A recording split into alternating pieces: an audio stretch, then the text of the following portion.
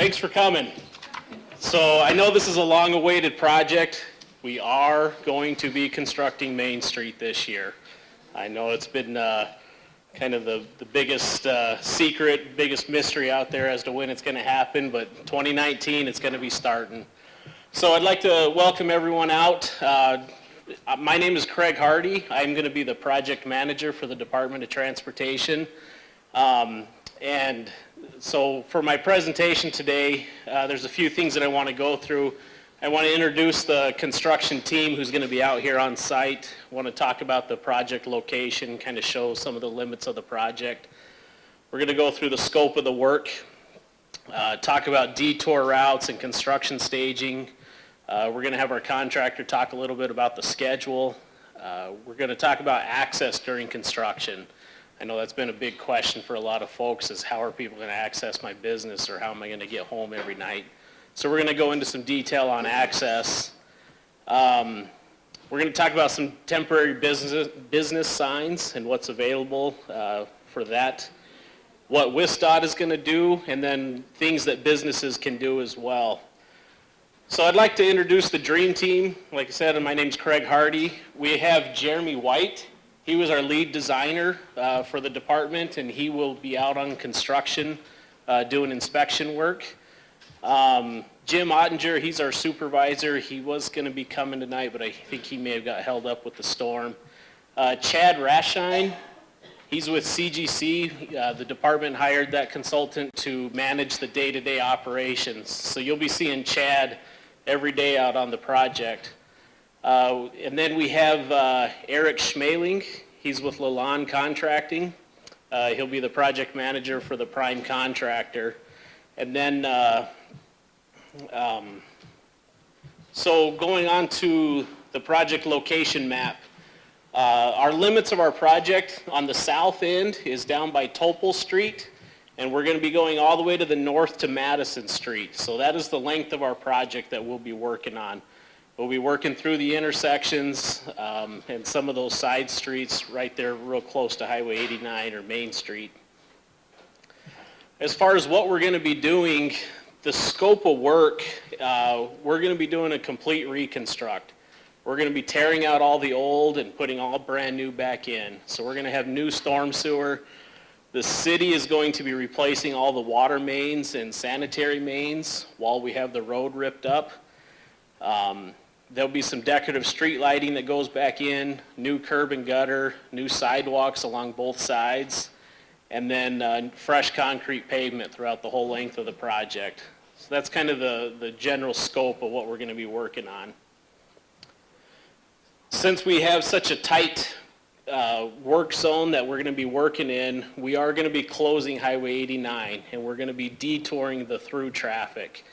The detour route starts up on highway or on I-94, and we're going to send trucks in the through traffic to the east to Johnson Creek. At that point, they can hit Highway 26, go south to Jefferson, and then in Jefferson they hit Highway 18, and then they can head west again and hook back up with Highway 89. So that's the detour route for the through traffic, for the truck traffic. We really want to try to minimize all that additional traffic that's not necessary to be running through our project limits. So that is the detour route. With such a long project and bunch of different areas of the project, we broke it into 4 different stages. So we're going to be starting on the north end of the project, right in the downtown area.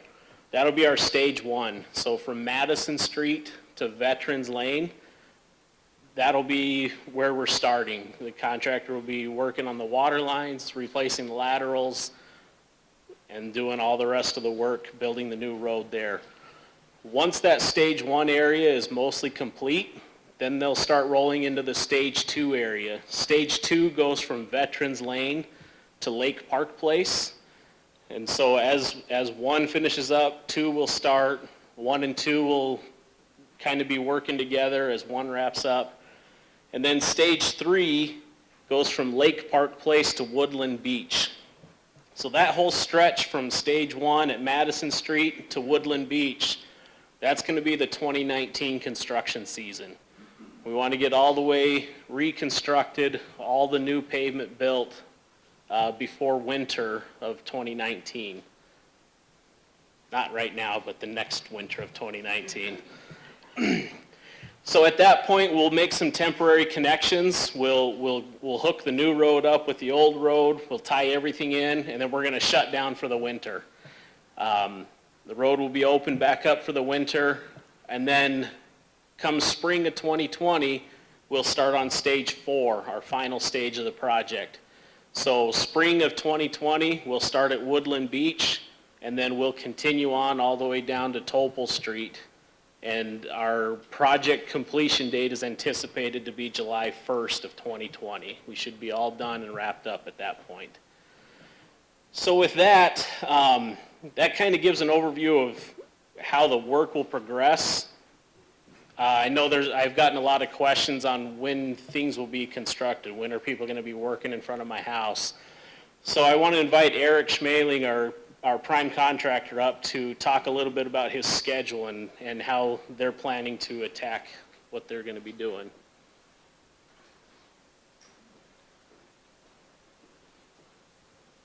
Thank you, Craig. Thanks everybody for showing up tonight. I know it was a little bit of a haul for me from Waukesha also. Basically looking at the staging plan, how Craig pointed out, we will be starting, stage 1 here fairly soon. We're looking to kick things off here in the beginning of March, weather dependent. We will be starting with the mainline roadway portion of the project. We're going to be starting on the storm sewer down by Veterans Lane is what we're looking at to start, as that is the deepest portion of any of the utility work we have. And then concentrating on the water main and the sanitary sewer as it progresses. All pavements will be left in place until that utility work is done. Then we'll be taking out the pavements and digging out and excavating for the new roadway base, aggregate base, and then coming back in with our concrete pavement. We are going to leave the sidewalks and driveways in as long as possible for accesses to businesses. They'll be one of the last things that we do construct after the curb and gutter comes in. And then lighting bases, new sidewalk, and curb and gutter, finishing up with landscaping, looking for a completion date on the first phase right around June 16th, of 2019. Stage 2, we'll be looking to start probably mid-April. We're going to have a little overlap there with phase 1.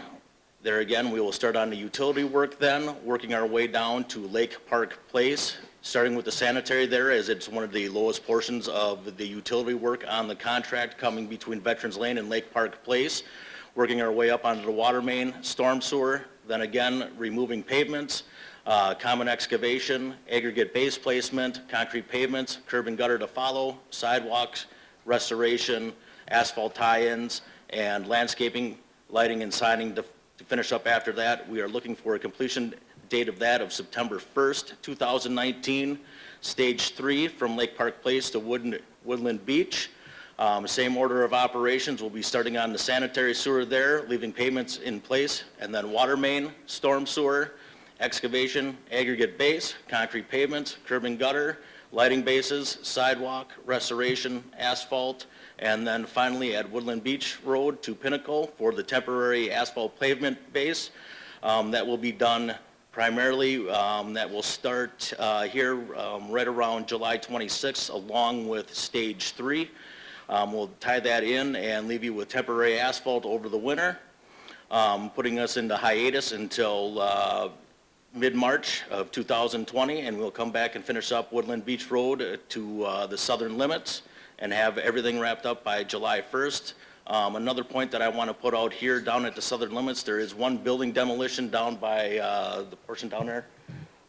We will be removing that here during stage 1 to create a staging area for contract work along with the project, just so we have a little bit more real estate, so we're not parking out in front of everybody's houses or causing any more traffic congestion than needed. That's about what I have right now for baseline schedule. Thanks, Eric. So with the schedule, we started talking about access, and so 89 is going to be closed to through traffic. However, there's a bunch of businesses and a bunch of residences along 89. You're still going to be able to access your homes. People are still going to be able to go to your businesses. We want to be able to maintain traffic for the residences and for the businesses, knowing that it's going to be a tight work area. It's going to be a constricted space. There's going to be a lot of heavy equipment and material. Cars can get through, but we want to make sure that everyone's staying safe as they go through the work site. With the businesses, we encourage the businesses, if they have an alternate access, maybe a back entryway or something like that, to make that your entrance point for your business while we're doing construction, just to limit how much traffic is on 89. So if you have that option available, we'd encourage you to use it. If not, work with us. Come talk to one of the project team members so we can make sure that we're coordinating with you to maintain access if your only access to your building is at the front of the building. We wanted to give a little snapshot of what construction is going to look like. Eric talked about his schedule and how they're doing multiple operations. They're doing storm sewer, sanitary sewer, water line replacements. It's a lot of deep trenches that are going to be going in along 89. This picture here is a typical example of what you're going to see all up and down 89 as work progresses. One of the things we wanted to just call your attention to is with all the different operations, it might look a little goofy that we dig a deep trench, we put a pipe in, we cover it up, and then we move over 10 feet and we dig another deep trench. And we put a pipe in and then we cover it up. We haven't lost our minds, it's just the operations that have to happen. So if you see multiple trenches, one after the other, we're building it the way it has to be done. It's a bunch of Legos that have to be assembled in a certain order. So that's how that unfolds. So you can see that the piles of material, the trenches, the heavy equipment, all that's going to be sandwiched in that little strip of Highway 89 down Main Street. So we will be maintaining vehicle access, but it is going to be a work zone at the same time. So we realize that there's a lot of pedestrians up and down 89 with the downtown business district, with the high schools and the middle schools up and down Main Street. So we have some special accommodations for the pedestrians. We're going to be maintaining sidewalk on at least one side of 89 at all times. That way we can allow pedestrians to access the points along the project as they need to. We're going to be installing temporary sidewalks at a handful of intersections. These crosswalks, these crosswalks will provide an opportunity for pedestrians to go down the sidewalk, cross the street safely in an area that's outside of the construction zone, and then continue on the sidewalk. Here's a few pictures of examples of what we could be talking about or what we could be looking at. You're going to see a lot of orange fencing out there, delineating where the pedestrians are walking, and it helps separate the pedestrians from the work zone. Just adds a little more buffer and protection. There's a picture in the lower left as an example of a temporary sidewalk. So you can see that there's a ramp that takes pedestrians from the sidewalk level down the street over the curb. And so you'll be seeing temporary crosswalks of similar fashion to this throughout the project. With these temporary crosswalks, like I mentioned, they're going to be located outside the work zone. So pedestrian traffic will have to kind of zigzag out away from the intersection, cross in a safe spot, and then continue down the sidewalk on the other side of the road. We wanted to talk about residential access. Access to and from the driveways will be limited during construction hours.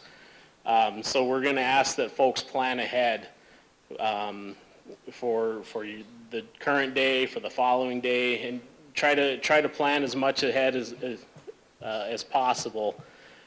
For residents that have limited mobility or have special access requirements, come meet with some of the project staff, and we'll work with you to make sure that you have your accommodations that are needed. We will be providing advance notice of planned closures. As driveways need to be closed, we're going to be giving you a couple days notice for each one. We will be maintaining emergency vehicle access, so that way first responders can get to any of the residences should an accident occur or should the services be needed. The advance notice of the closures, we plan to give about 72 hours notice for the closures of any driveway access points. Any intersection closures, we're going to give about a 10-day notice, and then if there's going to be any sidewalk or utility interruptions, if your water's going to be shut off or your sanitary sewer is going to be shut off, we're going to give 48 hours notice to you for that. That way preparations can be made ahead of time and plans can be developed to make sure everyone's accommodated and knows what's happening next. With the driveways being closed, we mentioned that there's multiple operations that have to happen. Driveways will have to be closed for utility installations. When we're digging those deep trenches, your driveway's probably going to be closed for a couple of days as we run that trench in front of your road, or in front of your driveway. Later, as we go to excavate the road out and build the base up, driveway's going to have to be closed for a couple of days for that. When we pour new concrete, it takes a couple of days to form the concrete, to pour the concrete, and then the concrete has to cure.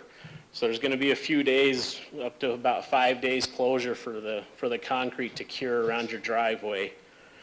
And then later there'll be a few more days of closure for curb and gutter. That'll take a couple days. When we do your driveway, the driveway apron, that'll take a few more days. When we do the sidewalk in front of your house on the driveway area, that'll take a few more days, totaling about 10 more days. Not consecutive days, but off and on as those operations come up. So that covers the residential access that we wanted to talk about. Now we wanted to talk about the business access.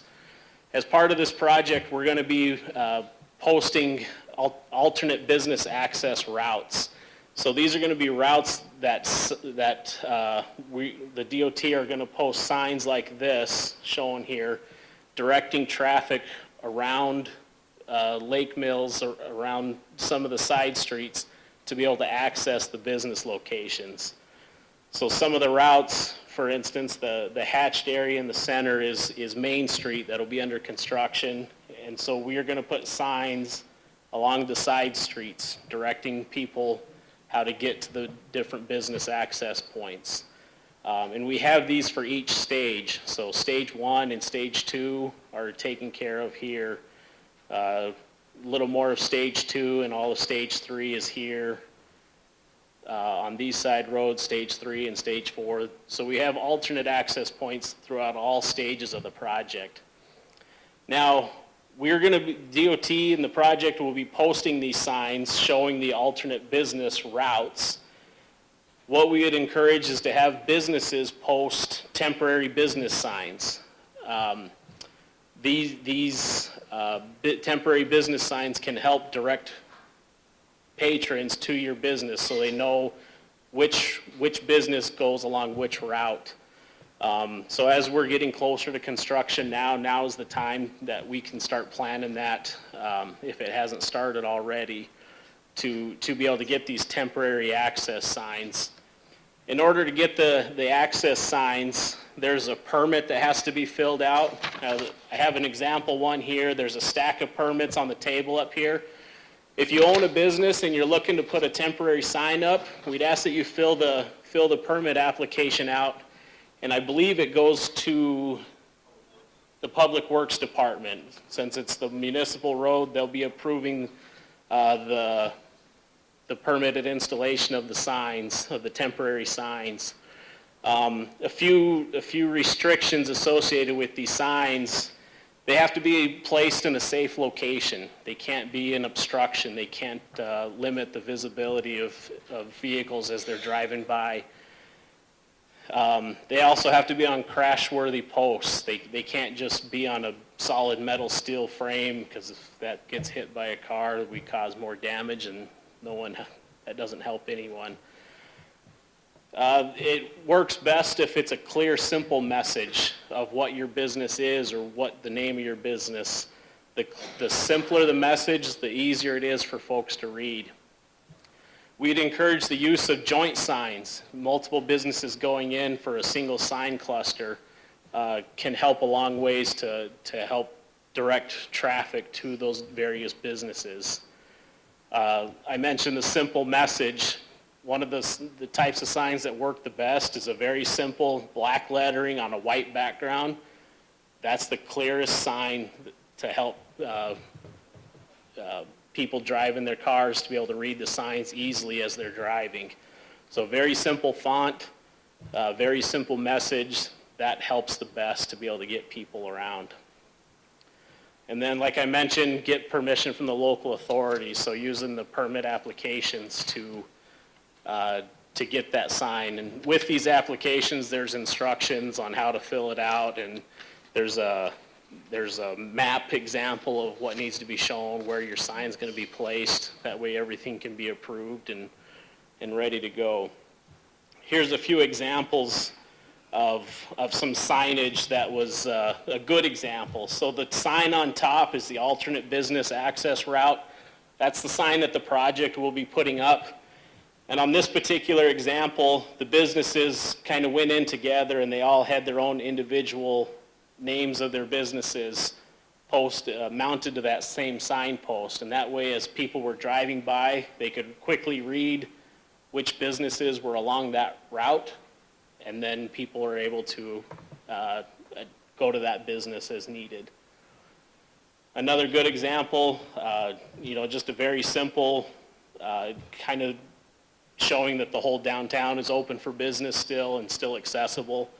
This is something that the city did as a joint unit. Here's kind of a bad example. Very color-coded, arrows going in multiple directions. They have different zones of where the different buildings or businesses are located. Someone driving by at 25 miles an hour sees this sign, they're going to miss 90% of it. It's too busy. There's too much going on. A very simple message of where the route is and then which businesses are along that route. That's the simplest way. So with that, we wanted to talk about a few things that the DOT and the project staff are going to be able to do to help out, to help the coordination and make sure this goes as smoothly as possible.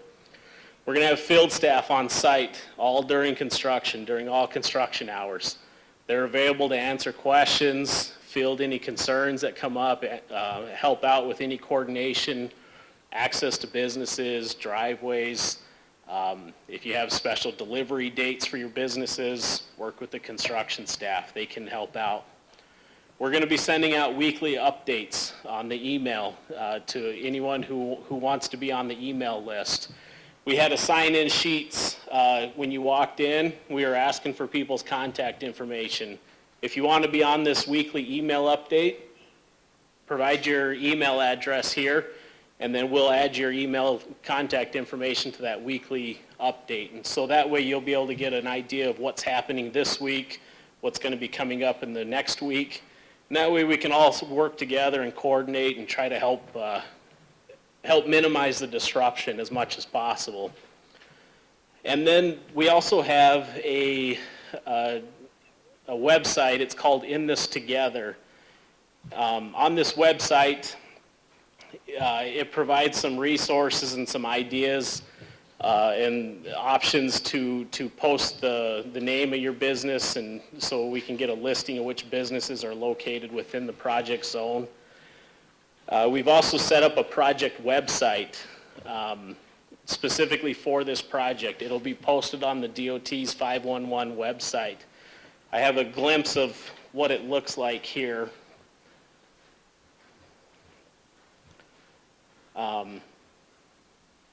This is what the current website looks like. There's a map here.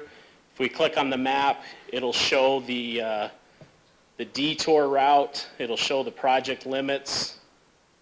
So this is just a map showing the detour that we have set up. It gives a project overview. This presentation will be posted on this website. And one of the things that I wanted to call your attention to for the business owners is there's a survey here. And on this survey, when you open this survey up, you have the opportunity to add your business information, the contact information. You can add a business logo, your hours of operation, and this will be posted on the 511 website. So that way it's just one more place that people, if they're looking for information about the road closure, how to get around, they'll be able to see that your business is still open during construction. You can add a little short description onto it. So if you're a business owner and you're interested, see one of us, we can direct you to the website, and you can start entering this information in as you would like.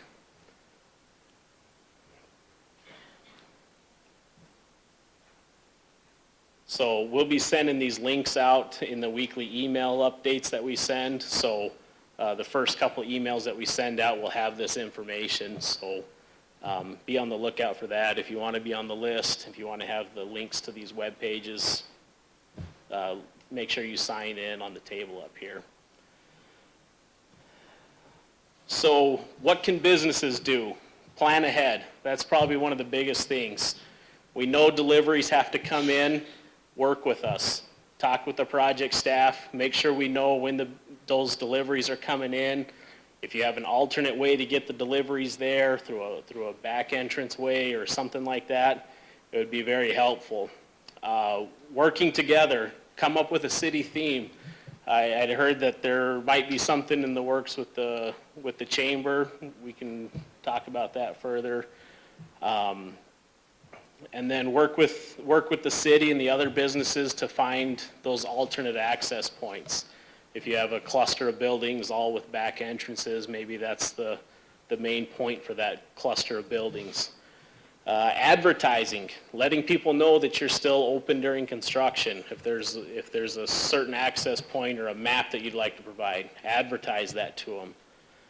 Designating one person to filter the questions through. If you have a group of questions and they're all the same, we can get you a consistent answer.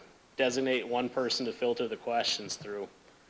I have a few examples of some advertisements that were done on past projects. So we got a group of businesses that went in together. They took out an ad and they said, hey, the bridge in Galesville is closed, but we're still open. And then they had any kind of details that they wanted to add with their advertising. Another example is a group of businesses went in together and they designated one weekend as their sidewalk sale, just to help generate foot traffic, to help alleviate some of the disruption that comes through construction. Construction's an ugly mess, but working through this together, we can work through it. And in the end, it'll be a very beautiful project when it's done. It's just getting through the next year and a half that we can work together and work through that.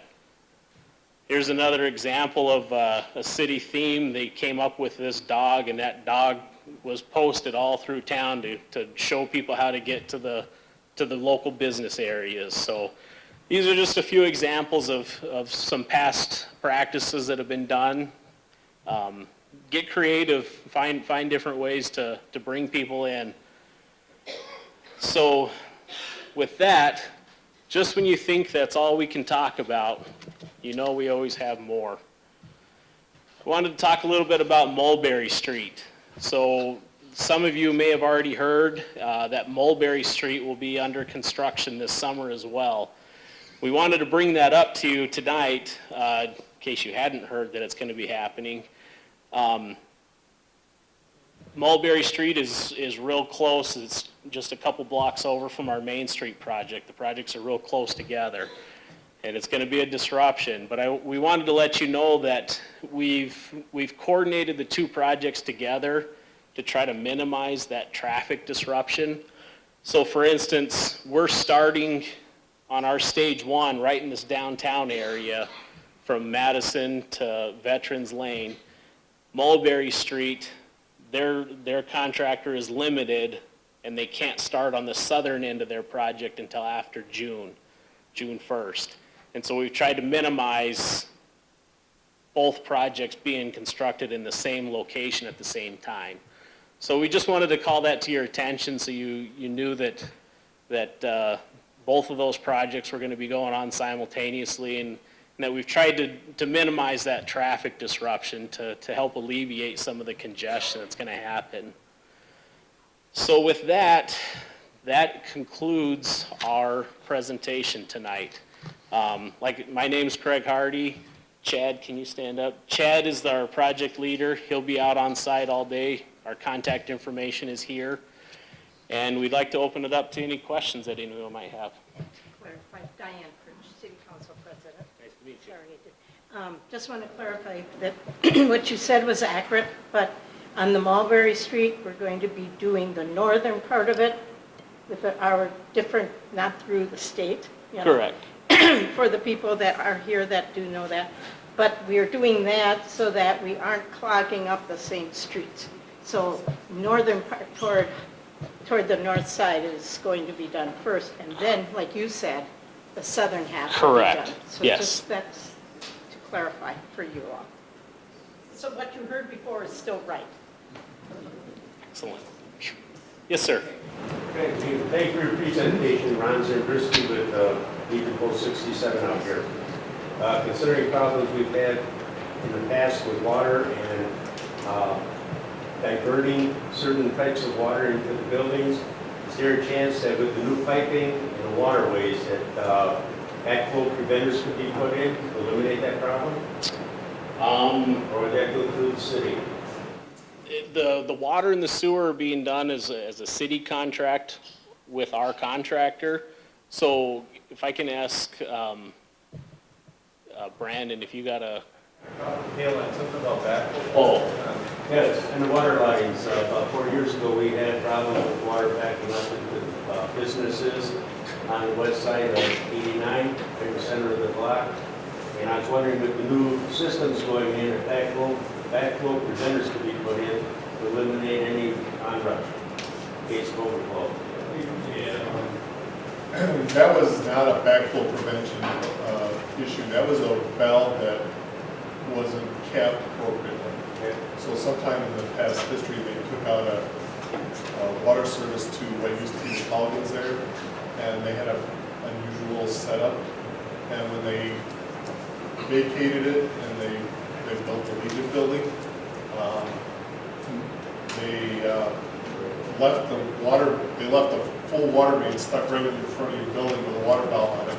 And someone thought that valve turned on something else, and when they opened it up, it shot right into the building. So that piece is being vacated totally, so that won't be an issue. So backflow prevention devices on the water mains, they're all Buffalo boxes. So if there's a business that has a valve on it, or a service, it'll have a valve that shuts it on and off. You just have to make sure that when it gets vacated, if the building is ever changed, that it's appropriate. Thank you. Thank you.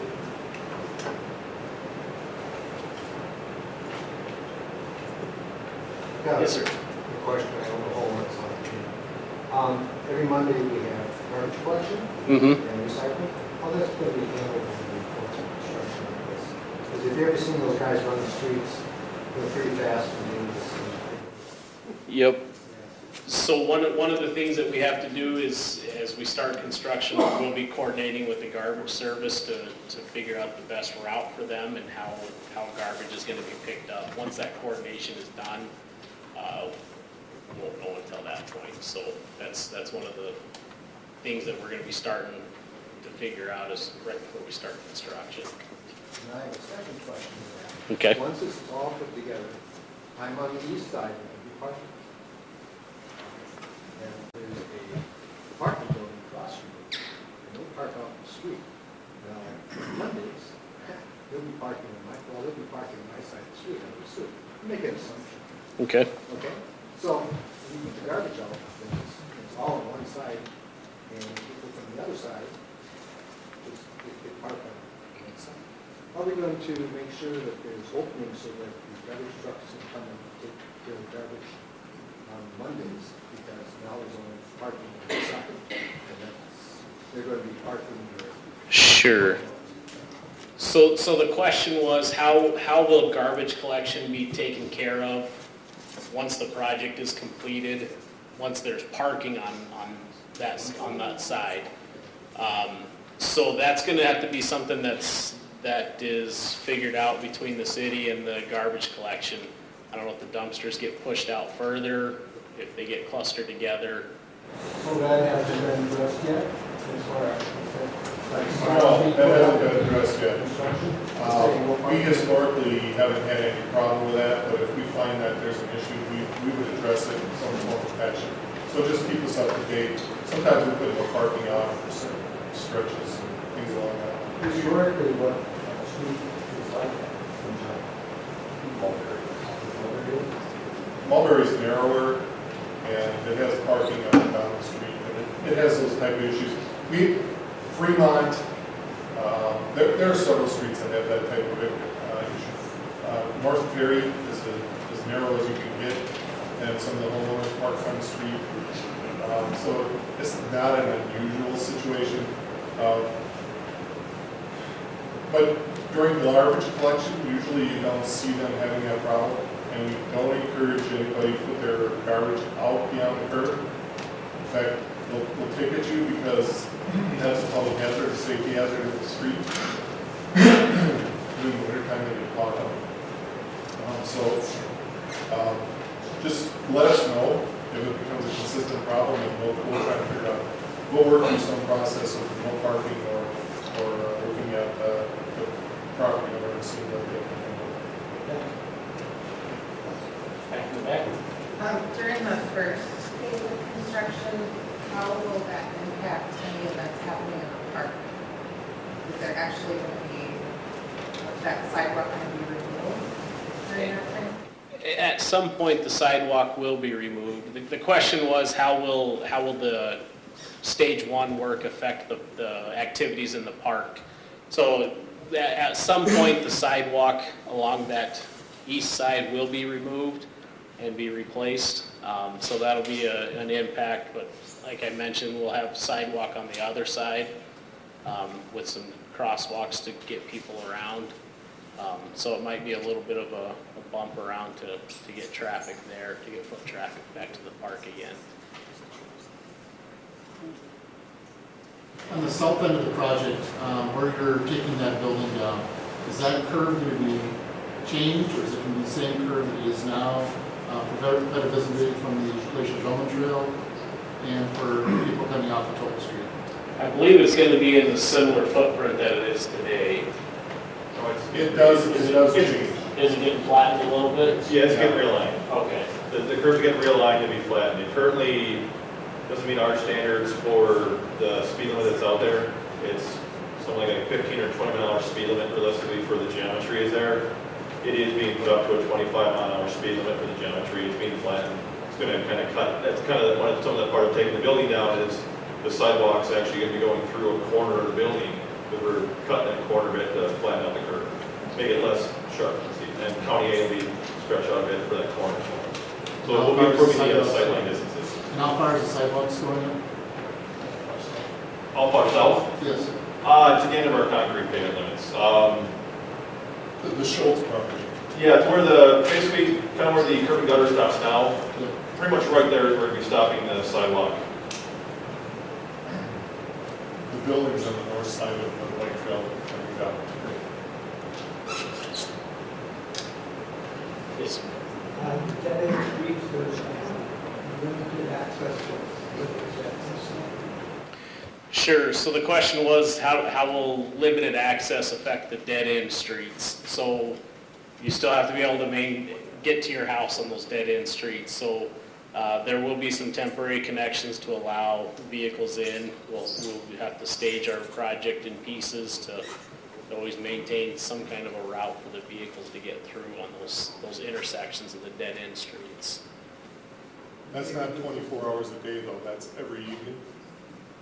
Or are you doing that 24 hours a day? It'll be mostly, but it won't be every day, all day long, so there will be some disruptions. So again, it will be one of those cases where we have to coordinate with you in advance if there's gonna be a closure for a couple of days, so we can give a couple days notice. So when your driveway, when you don't have access to the house for 3, 4, 5 days, yes, and parking on the side streets, Mm-hmm. and it's more requested from the city, or there will be any issues, all these cars trying to find a place to park. Sure. The truth is not parking on 89. Yeah, it'll be a little tough. So one of the things to remember is we won't have 89 ripped up from north to south. It's gonna go in segments as it progresses. And so not every intersection's gonna be closed, not every driveway's gonna be closed at the same time. So there'll be a cluster of driveways, a handful of cars, and then, you know, the next week there'll be the next set of driveways with the cars associated with those driveways. So it won't be a full-length closure of every driveway. So the amount of cars that will be on the side streets should be manageable. Does that answer your question? Yeah, there's some stretches where there might be some Mm-hmm. Yeah. Is sewer and water going to be extended all the way to Total Street, or is it going to end at Highway 8? The question was, is sewer and water going to go all the way to Topol Street or Highway Well, they're going all the way to the southern end of the project. Street County 8. Yeah. Same street, yeah. So yes, I guess the answer would be yes. It's not going down Total Street, but it'll be right to, And it So does, our driveway? yes, it'll go actually down around the curve, Okay, that's. but it won't go down 8, it'll stay at 89, but it will go around the curve.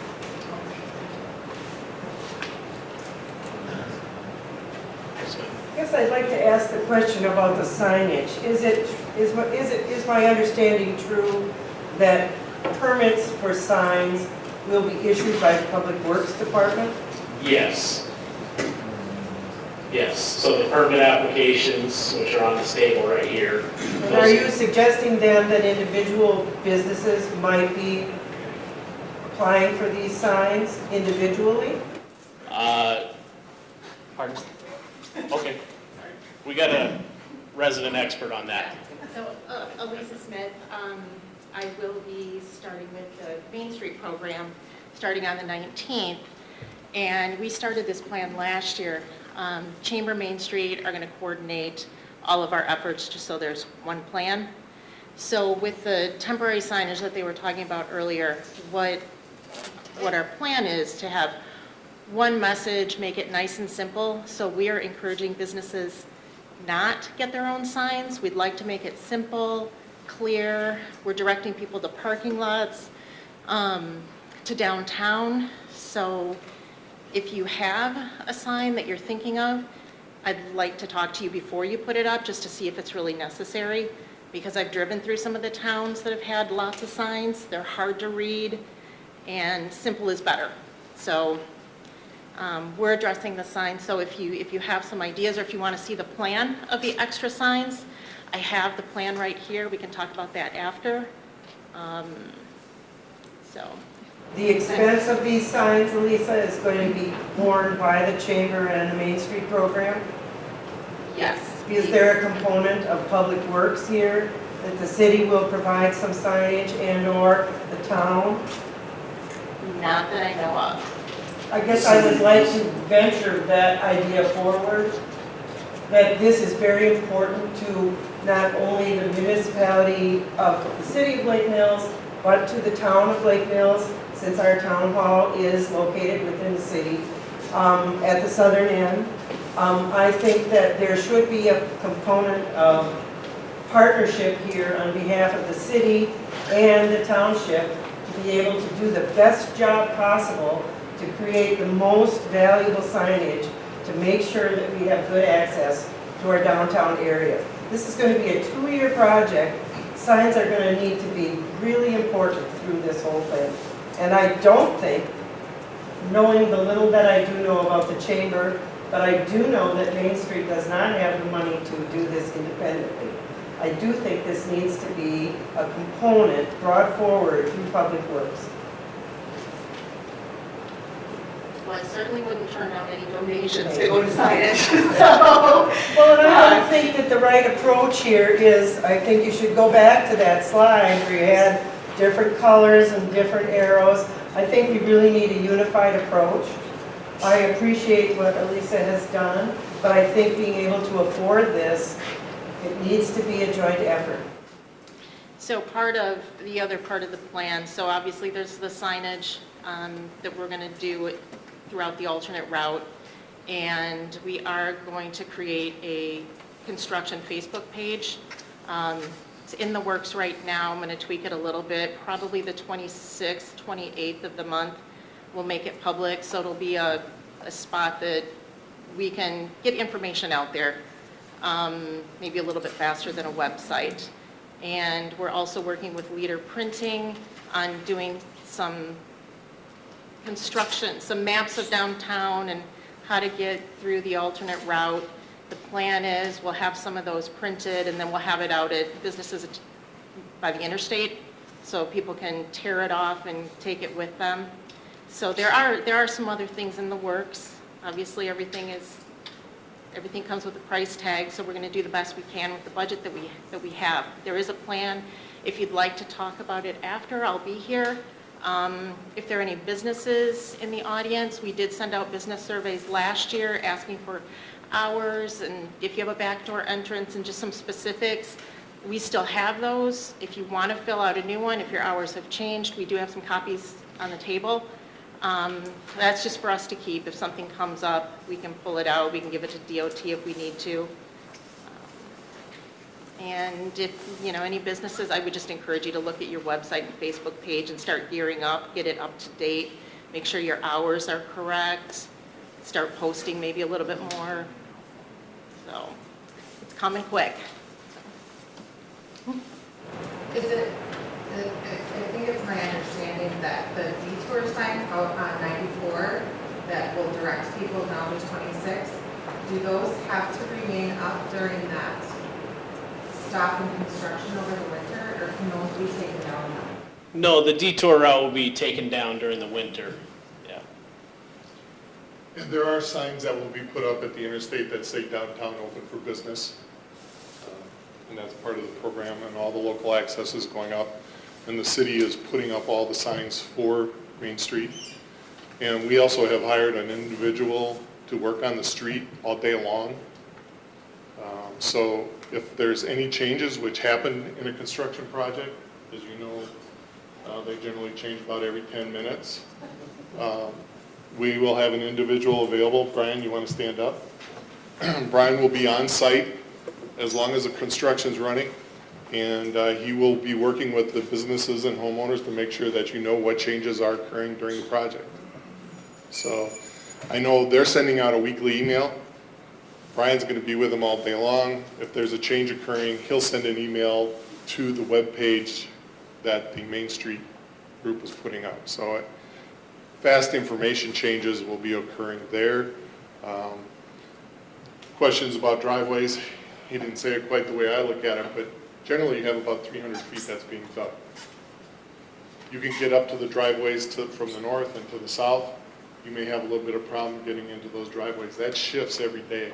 So you almost all the time have the vast majority of the days where you will have access to your driveway. There'll be a couple days generally where you might not during each one of those shifts. And you talked about the sewer going by, then the water, then the storm. That'll kind of tend to occur. And so, a couple times throughout the course of the year, that'll happen.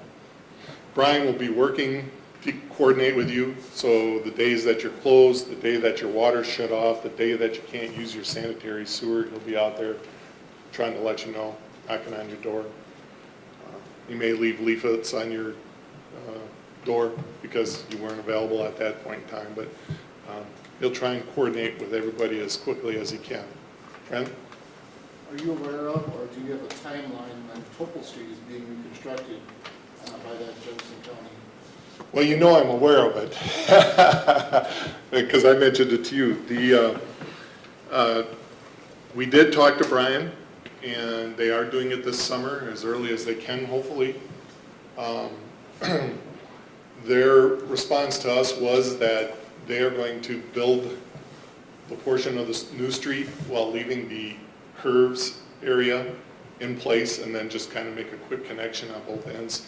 So during most of the construction, the road will be open. They're also talking about overlaying County Highway B.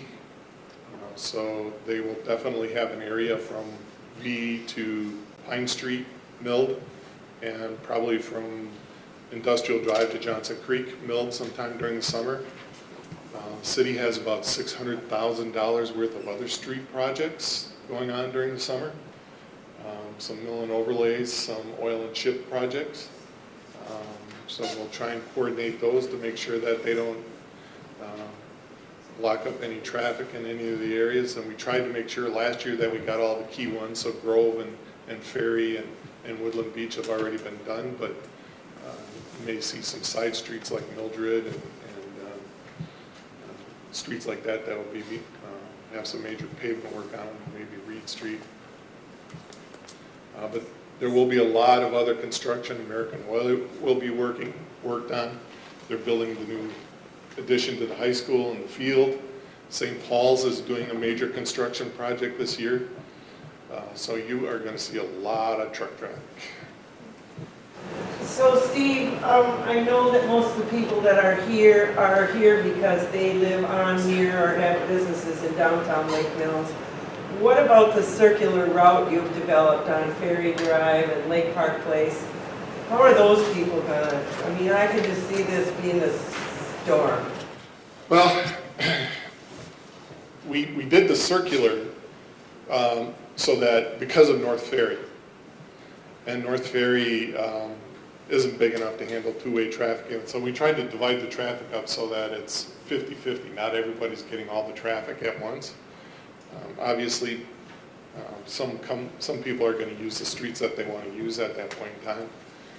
I assume that probably Grove to East Lake Park Place will see a lot of traffic. We're trying to, the police officers have been notified that we don't want through traffic moving through. The construction project, people will keep an eye on it and see. But with as much construction as we're having going on in the city this year, it might be hard to tell who is through and who is not. So it's going to be a project. I voted for the school referendum, but I wouldn't mind it if it had waited another year. I was glad the highway waited to do the highway overpasses because they were scheduled to be done this year too. So as far as I can tell, we are going to see a lot of activity. Someone else may even be building in the area. I anticipate, we're doing American Way and CP Avenue projects. And for most of you, that won't be a big deal, but there will be additional truck traffic moving through the city for that. And so it's just it's going to be a long summer. Let's hope it doesn't rain.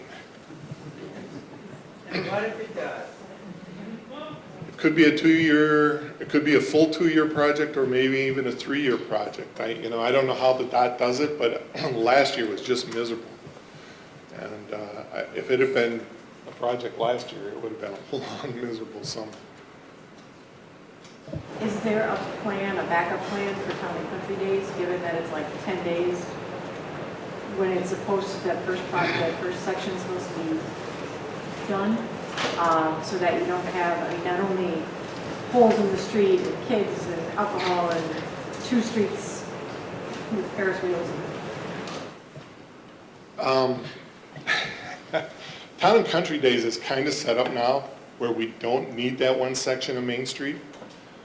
And that we've been encouraging Main Street to have their market days on the far east end rather than the west end, so that we would get used to that setup, so that we wouldn't have to have that open all summer long. The contingency plan would be that we would try and move as much into the other areas as possible and try and it's fenced, the sidewalk should still be in place. You can still get across the intersections. They'll have some crosswalks set up to be able to get through those areas. So it's not impossible to park in these areas here and get to the area. The way, if they start at the timeline they say they're going to start on, I believe that they will definitely be done on time. We had a much later start date on last year's project, and we still were shooting for that time period. So I think we have a better chance this year than we had last year. Obviously, a lot of that's in God's hands. I can't handle some of those issues, but we did everything we could to. We sat all last summer and spent a lot of time going through, what would make this project work better, what are the timelines that we can make to hit it better, particularly knowing that we had the Mulberry Street project. We couldn't slide that one back because the federal funding wouldn't allow us to, so we had to do both projects in the same year. That kept us up at night too, and then the school referendum came in and we were all really excited about that. So it's going to be a long summer. I know you need to be patient. The police will be out as much as possible. Brian will be out every day. He's a good man to work with. You might want to get to know him as quick as possible. As we're trying, got a little bit of concern with the Highway 8 going and 89 project going at the same time. Trying to run a business down at the end here. We're on 89 and 80 from Water Plus Corporation. We have as many as 60 to 80 trucks a day coming out of any product that takes the product. So there's going to have to be a real coordination. when these projects going. The County Highway 8 project is a county project, so you'll want to contact Brian Udovich. Their project will be done probably early 2019. Your area of our project will actually be closed probably until 2020. If we were really lucky and we got down there this year, I don't know if they would want to try and get as far as they could, but you're probably going to be in the year after, and so that coordination there might not be as critical as it needs to be. We're initially going to be in the phase 1, which is Main Street. All the rest of it's going to be open. So from Veterans South will be open, and then in June it'll shift that next phase, but you'll still be driving all the way up to East Lake Park Place and coming up Grove, or turning out and going down Ferry and coming back on East Lake Park Place to the route. And it won't actually start impacting significantly on the south end until later in the summer. And we do a lot of our own small projects. This one's a huge one, but it's still pretty much the same. When they sink that hole in the ground, they only can go so far. It's one piece of pipe at a time. And so most of the time you're going to be able to access your property at night. I hope that, trying to think, there's certain times of the year when the mill down there, we see a ton of grain trucks and gravity boxes. And, It's harvest time, that's usually between October. Yeah, they're not going to want to be using ferry. So, maybe you want to look at how you're suggesting to those guys how to get to the business if that's under construction at that point in time. Because it may be faster for them to run Mansfield and Harvey than it will be to come up through downtown. Yeah. Those of us that live on the west side of South Main Street, are we going to have access to go to that gravel road behind and we can walk up through our yards and our driveways and those? On the back of Veterans Lane? No, where the fire station is? Yeah, that's the back of Veterans Lane. Yeah, that's, yes. We will make that available. So you can come in that way. And during the During the first phase,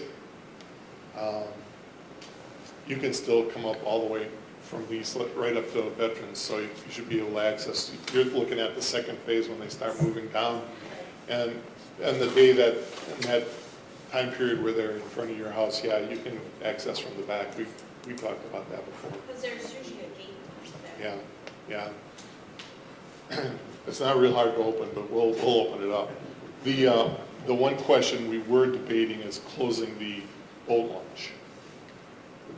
Because they will be using that for staging, that area back there where the boat launch is. So I don't know how much staging will occur, so we may need to close that boat launch for at least a period of time over the summer. Yeah. I live on Critical Drive, and we have a lot of young kids in our area there. And I was wondering how do we ensure that trucks from the south side don't use Critical Drive to get around? If they, for a certain period of time, Pinnacle will be the local access route. So if they have business in the area, they're going to be able to use Pinnacle. If they're a through route and they're not doing business in the area, you're going to want to call the police as often as possible, or tell them that there are certain times or certain things that are occurring. Generally, what we've had is once we get a few tickets out to the through traffic, they go the other route. It's just trying to interpret who is and isn't supposed to be there. After a certain number of pullovers, it'll start to become clear, but I'll get a lot of complaints from the truck drivers that are supposed to be in there. If it's the contractor who's doing the school project, if I have police officers pulling his trucks over 6 or 7 times a day, they're going to start calling me up. And they're going to complain about you're slowing our project down, we're going to lose money, and that. So we're going to have to try and work through that, figure that out. But that's what I do. I just call down here and talk to Cameron Terry and let him say, hey, we got some problems today, and could you have a police officer come out? March 1st is 2 weeks away. Yeah. When are you going to shut Main Street? So when our contractor starts, they'll be setting that detour up first. And so that's when when the detour goes up is when 89 will be shut down. So they're anticipating starting that first week of March, right? First week of March, CMS is what we set down next week already. Yep. So the notifications, the advance notices are going up this next week. First week of March. Weather permitting. Weather permitting.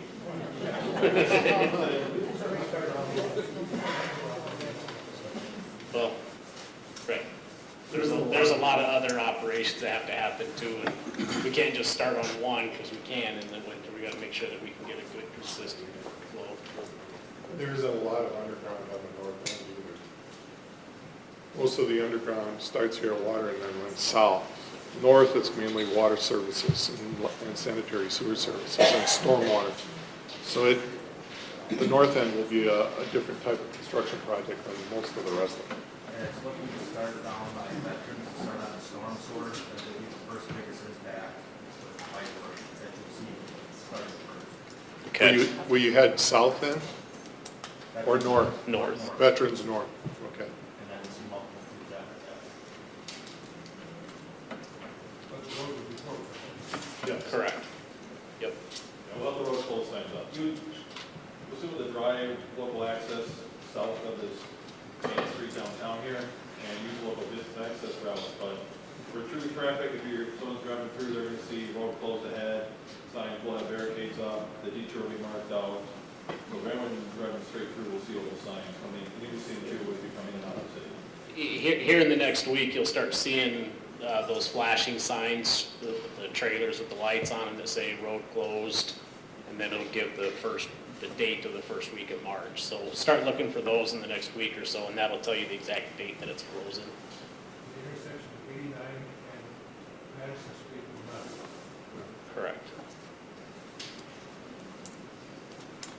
Okay. One last question. I was surprised to hear that you decided to use concrete. What is the expected life of this road? We're planning on doing this road once, and we won't be back in here for, who knows, 40 years, 50 years. Concrete lasts for a long time. The expected life on concrete is 50 years. And if you do it right, it can go longer than that. So North Main Street still looks pretty good. It's been out there over 20 years. There have been some failures in it. That was other construction issues. But normally you can get away for a long time without, like on an asphalt road, you're looking at your first maintenance within 7 years. And if you're lucky, you can keep the base in for maybe 30, 35. But concrete goes a long way. And nowadays it's about the same price.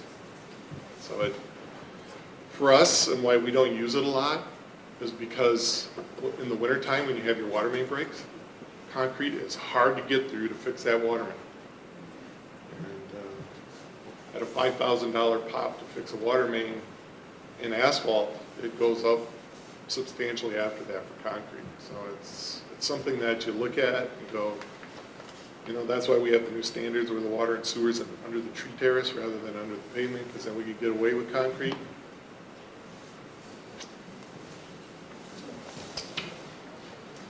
All right. Well, I appreciate everyone coming out. I hope you have a safe drive home. Drive carefully, take it slow, and looking forward to the project and the construction season. Thanks for coming out.